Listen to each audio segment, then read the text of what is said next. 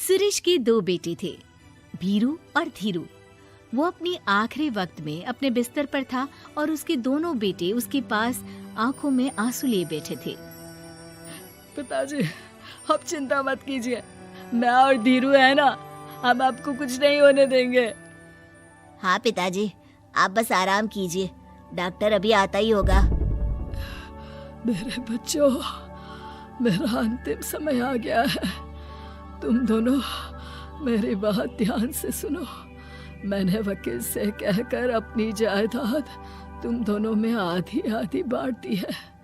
मेरे जाने के बाद तुम दोनों मिलकर रहना, एक दूसरे के सुख दुख में साथ देना। तुम्हारी माँ की भी यही इच्छा थी। जी पिताजी, आप जैसा कहेंगे हम वैसा ही करेंगे। जी पिताजी, आप जैसा कहेंगे हम वैसा ही करेंगे।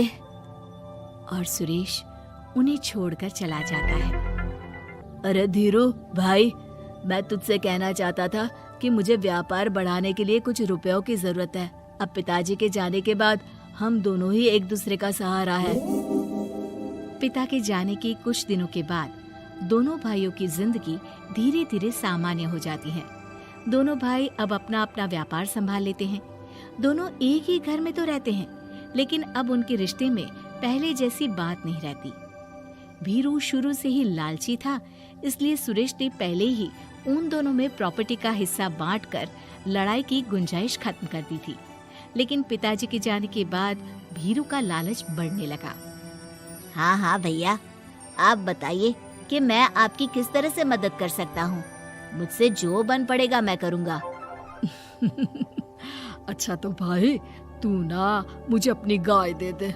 वैसे भी तू पढ़ा लिखा मॉडर्न लड़का है, भला तू गाय का करेगा क्या? लेकिन इससे मेरी ना बहुत मदद हो जाएगी। ठीक है भैया, आखिर भाई ही तो भाई के काम आता है। आप ले लीजिए मेरी गाय और उसे बेचकर आप उन रुपयों को अपने व्यापार में लगा लेना। बस फिर क्या था, भीरू अपने लालच की वजह से आए दिन धीरू से किसी न किसी बहाने पैसे या कीमती सामान ऐंठता रहता और बेचारा सीधा सादा धीरू उसकी मदद कर दिया करता। इसी तरह 2 साल बीत जाते हैं और दोनों भाई शादी कर लेते हैं। शादी होने के साथ ही अपनी बीवी के कहने पर भीरू अपना हिस्सा अलग कर लेता है। अब दोनों भाई अलग अलग रहने लगते हैं। अरे साधना, ये देखो, मैंने आज ही एक बड़ी डील साइन की है। ये शहर का सबसे बड़ी फैक्ट्री का मालिक है। इसके साथ व्यापार करके मेरे व्यापार में दिन दुनी रात चौगुनी तरक्की होगी। लेकिन इसकी बस एक ही शर्त है, अगर इसे हर हफ्ते सामान की पेमेंट नहीं दूंगा तो मुझे इसे जुर्माने के तौर पर बहुत बड़ी रकम देनी होगी। ये तो बड़ी ही चिंता की बात लगती है जी। अरे चिंता कैसी, मैंने पहले ही हिसाब लगा लिया है। मैं इसे हर हफ्ते पेमेंट भी दूंगा और एडवांस पे ऑर्डर भी, तो फिर चिंता काहे की।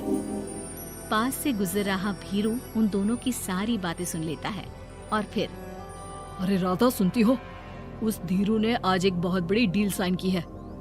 ये सुनकर ना मुझे बहुत बुरा लग रहा है। भीरू उसे सारी बात बताता है।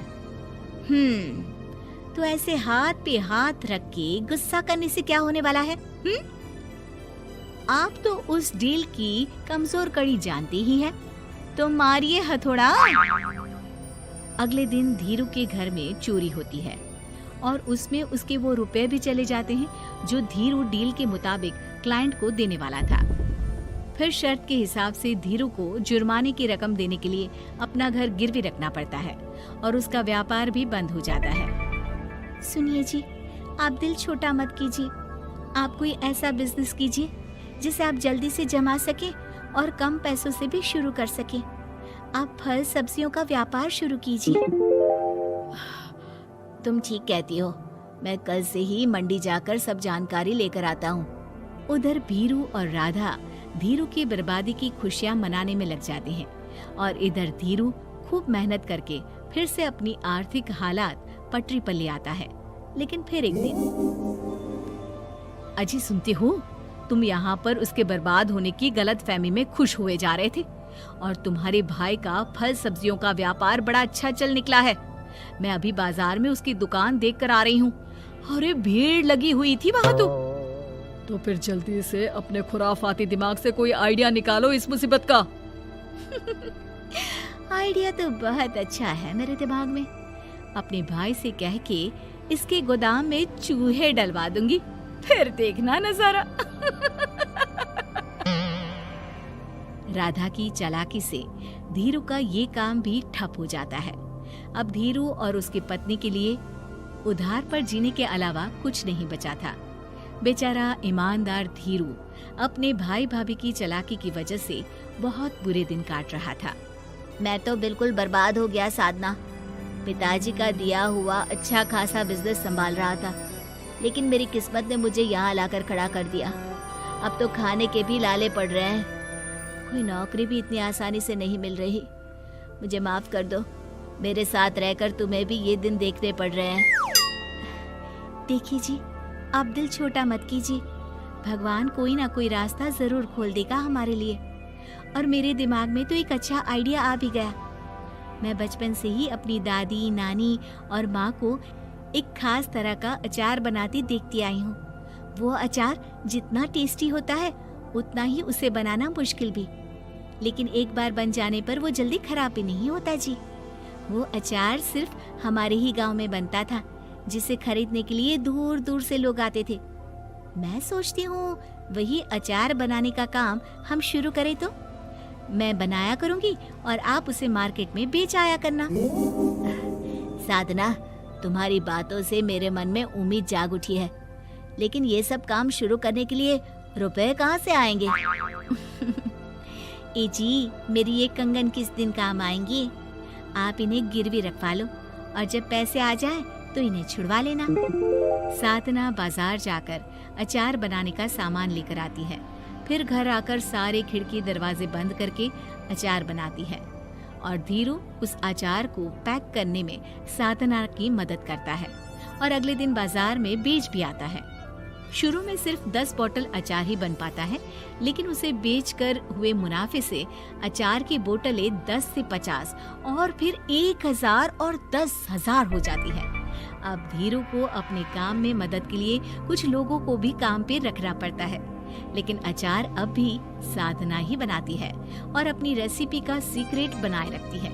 अब देखते ही देखते धीरू साधना ब्रांड अचार आसपास के कई शहरों में मशहूर हो जाता है और धीरू के दिन एक बार फिर बदलते हैं। धीरू के पास अब भीरू से दुगना बड़ा घर, गाड़ी, धन, अचार की कई फैक्ट्रीज और नौकर चाकर होते हैं। धीरू की इतनी तरक्की देखकर भीरू और राधा बुरी तरह से जल भुन जाते हैं, लेकिन अब उनके खिलाफ उनकी कोई चाल कामयाब नहीं होती। सुनिए जी, मैं ना कहती थी कि आप हिम्मत रखिए, एक दिन भगवान हमारे रास्ते जरूर खोल देगा। और देखिए जी, आज हम कहां से कहां आ गए। ये सब तुम्हारे फौलाद जैसे मजबूत मन की वजह से हो पाया है साधना, वरना एक समय मैं तो हिम्मत ही हार चुका था। तुमने न सिर्फ मेरा हौसला बढ़ाया बल्कि बिजनेस में मेरा साथ भी दिया। जहाँ एक तरफ धीरू और साधना अपनी मेहनत और हौसले से बहुत तरक्की कर चुके थे, वहीं दूसरी तरफ धीरू और राधा के लालच और धोखेबाजी की वजह से वो इनकम टैक्स वालों की नजरों में आ चुके थे। भीरू के एक घर पर इनकम टैक्स वालों का छापा पड़ता है और भीरू को काला धन जमा करने के आरोप में जेल जाना पड़ता है।